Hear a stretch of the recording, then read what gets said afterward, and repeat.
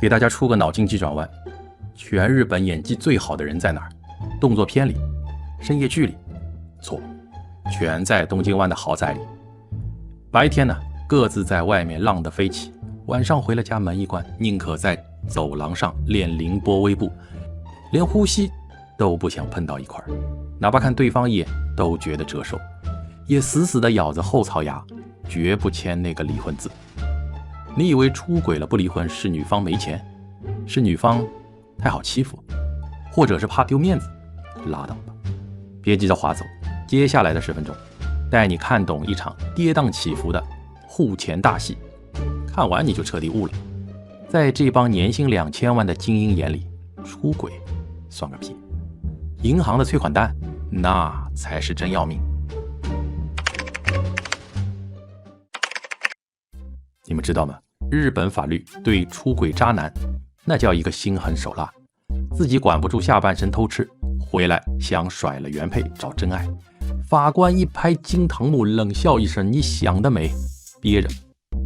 除非你在外面像野狗一樣熬上個7年10年的分居期，還得保證老婆在家吃香喝辣，不然这婚你這輩子也別想離。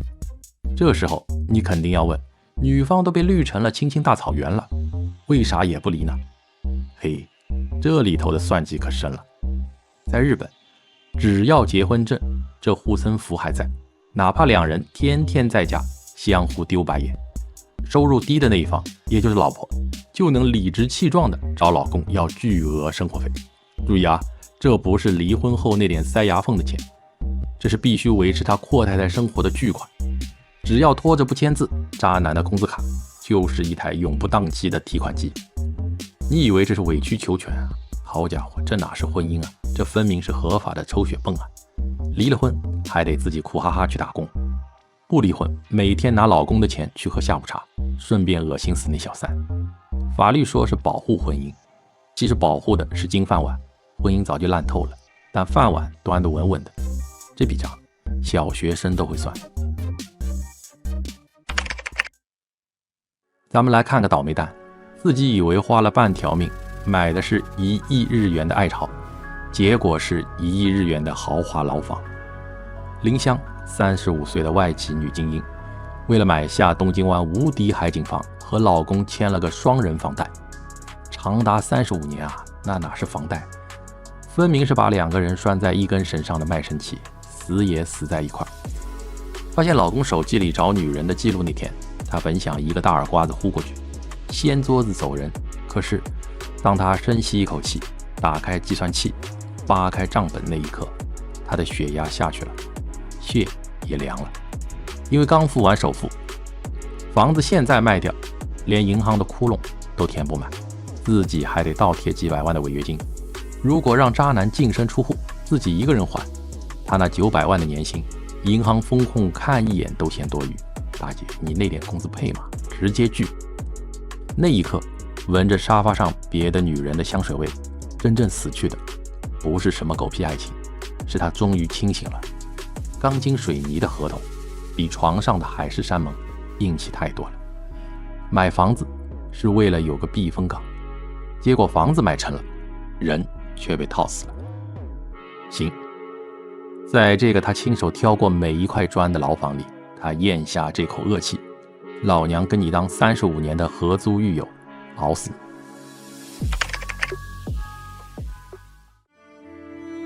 如果說房貸是鎖死肉體的狗鏈子，那孩子的私立學校面試就是逼着你拿着小金人的精神傳销。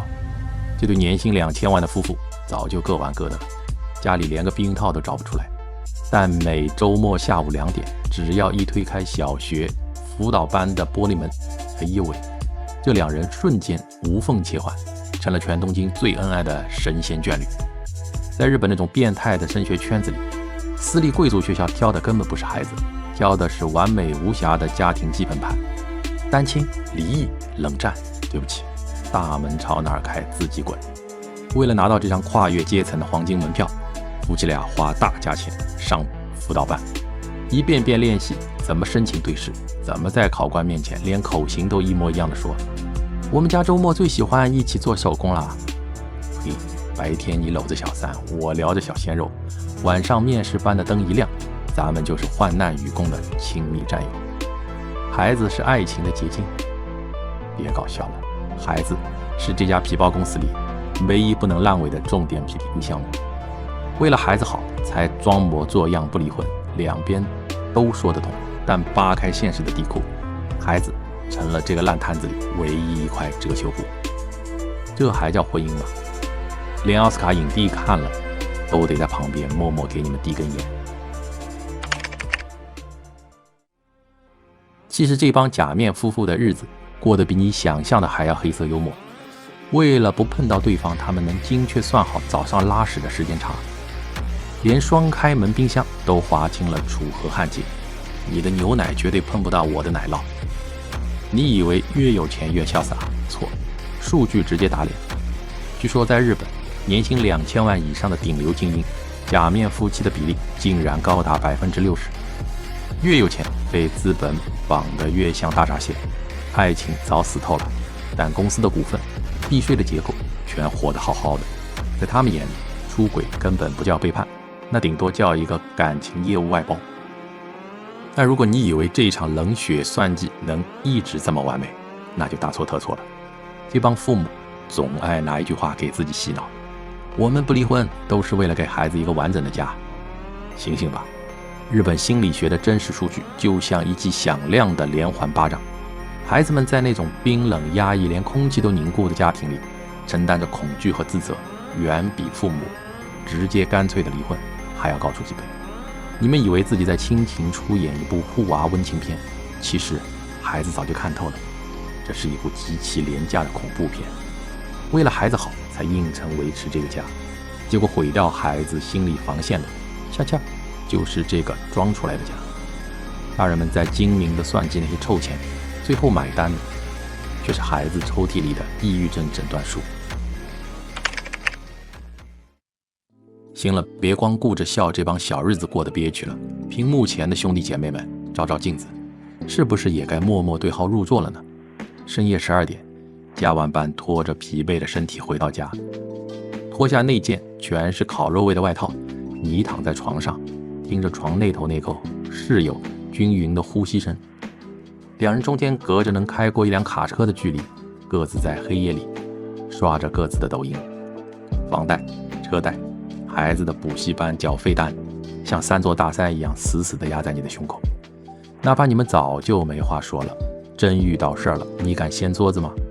借你10個膽你也不敢，我也不敢。這他媽還能叫自由嗎？這分明是生活把咱們全變成了算盤上那顆冰冷的珠子，連說句老子不幹了的資格都給悄悄地沒收了。別裝了，我知道你全懂。你也別着急在評論區裡罵街了，把你群裡那個天天吹牛逼說婚姻是墳墓，喝點貓尿就嚷嚷着想換老婆的兄弟狠狠地給我艾特出来。別嘲笑他，讓他自己翻開手机銀行，查查裡面的餘額，看看自己是不是只配老老實實的給老婆當一個按時交租金的室友。這裡是用最正經的方式講述最不正經的事兒的保國那點事兒，我們下期痛快點聊。